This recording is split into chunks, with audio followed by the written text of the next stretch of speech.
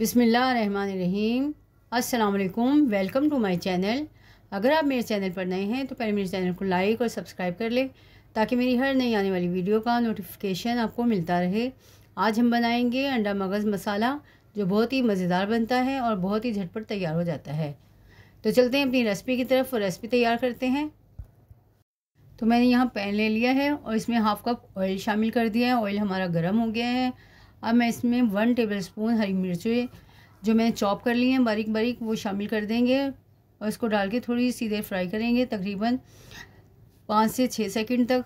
और फिर इसमें 1 टेबलस्पून लहसुन का पेस्ट और 1 टेबलस्पून अदरक का पेस्ट शामिल करेंगे और इसको डालकर तकरीबन 60 सेकंड तक हम इसको फ्राई करेंगे ताकि जो लहसुन और अदरक का कच्चापन है वो ख़त्म हो जाए और अच्छी सी खुशबू आनी शुरू हो जाए।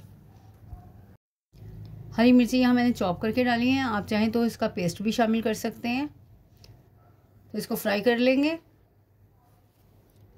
60 सेकंड तक तकरीबन। तो ये फ्राई हो गया है। अब मैं इसमें 2 मीडियम साइज़ प्याज़ें ली हैं जिन्हें मैंने बारीक बारीक चॉप कर लिया है, वो डाल देंगे और इसको डालकर हम फ्राई करेंगे। इतनी देर फ्राई करना है कि ये सॉफ़्ट हो जाए। हमने इसको गोल्डन फ्राई नहीं करना है, सिर्फ सॉफ़्ट करने तक इसको फ्राई करना है।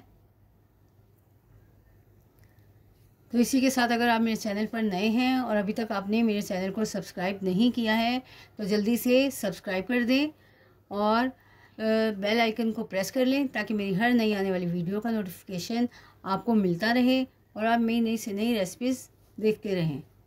तो प्याज हमारी फ्राई हो गई है।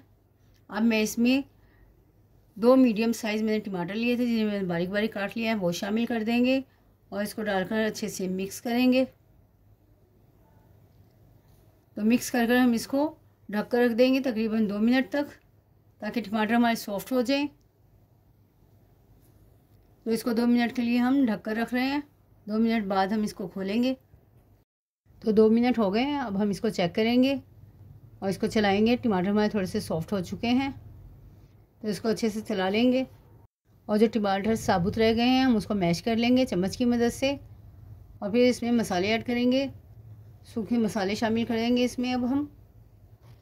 तो सबसे पहले हम शामिल करेंगे 1 टीस्पून कुटी लाल मिर्च और 1 टीस्पून नमक, 1/4 टीस्पून हल्दी ली है मैंने और 1 टीस्पून कश्मीरी लाल मिर्च ली है और 1 टेबलस्पून हमने इसमें सूखा धनिया लिया है और 1 टीस्पून गरम मसाला पाउडर और 1 टीस्पून ज़ीरा पाउडर लिया है। इन सब मसालों को डालकर हम अच्छे से भून लेंगे। इतनी देर भूनना है इसको कि मसाला अच्छा सा भुन जाए और जो टमाटर और प्याज है वो भी सॉफ्ट हो जाए। और जैसे ही मसाला भुनना शुरू हो जाएगा वैसे ही इस पर ऑयल आना शुरू हो जाएगा। तो तकरीबन 3 से 4 मिनट लगेंगे मसाला भूनने में और मसाला हमारा तैयार हो जाएगा। और भूनते हुए हम साथ साथ इसमें थोड़ा थोड़ा पानी ऐड करते रहेंगे ताकि मसाला हमारा जले ना और अच्छा सा भुन जाए। तो मसाला देखें हमारा भुन गया है और ऑयल भी ऊपर आ गया है। जब ऐसे बुलबुले बनना शुरू हो जाएं ऑयल के तो समझ जाएं कि मसाला हमारा भुन चुका है। अब मैं इसमें 2 टेबलस्पून के करीब पानी ऐड करूँगी और उसको डाल के मिक्स करेंगे अच्छे से।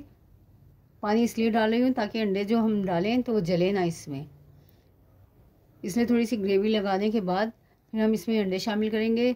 6 अदद अंडे लिए हैं मैंने जिन्हें मैंने तोड़ लिया था एक एक कर कर ताकि कोई ख़राब निकले तो उसको अलहदा से ज़ाया कर सकते हैं। अगर एक साथ सारे अंडे तोड़ेंगे तो बीच में ख़राब भी निकल आते हैं तो सारे ही ख़राब हो जाते हैं। अब हमने इसको डाल दिया है और इसको डालकर हम ढक कर रख देंगे तकरीबन 2 मिनट के लिए और बिल्कुल लो फ्लेम पर रखना है हमने इसको। तो 2 मिनट हो गए हैं और ये देखें ऊपर से वाइट वाइट होना शुरू हो गए हैं। इसका मतलब ये है कि ये पकना शुरू हो चुके हैं। तो इसको फिर मज़ीद हम 2 मिनट के लिए रखेंगे हल्का सा चलाकर। ज़्यादा नहीं चलाना है, बिल्कुल हल्का सा चलाना है। अगर ज़्यादा चलाएंगे तेज़ चम्मच तो ये अंडे टूट जाएंगे और हमने इनको तोड़ना नहीं है। तो इसको हल्का सा मिक्स करके और फिर 2 मिनट के लिए हम ढक कर रख देंगे। तो इसको हल्का सा चला दिया है हमने और अब इसको ढक कर रख देंगे 2 मिनट के लिए। फिर 2 मिनट बाद फिर चेक करेंगे इसको।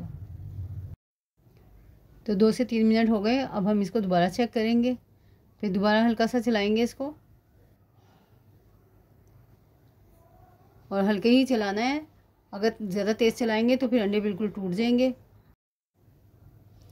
और हम अंडा मगज़ मसाला बना रहे हैं तो इसलिए इसको थोड़ा साबुत ही रखेंगे।